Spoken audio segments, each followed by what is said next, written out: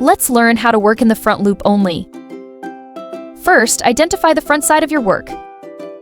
The right side shows raised edges of completed stitches and typically has a smooth, neat appearance. The wrong side usually has horizontal stripes and may have visible yarn tails. Now, make sure the right side is facing you. So, the half closest to you is the front loop.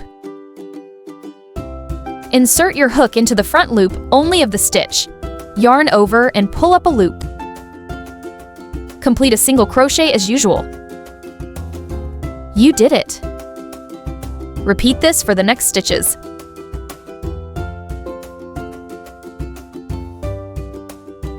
Keep going.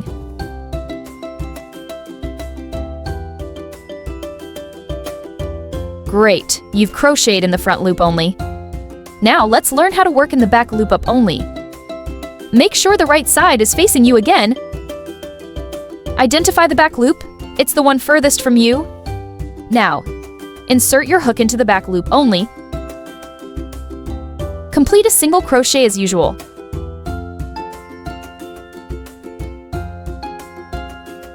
Great job! Repeat this for the remaining stitches.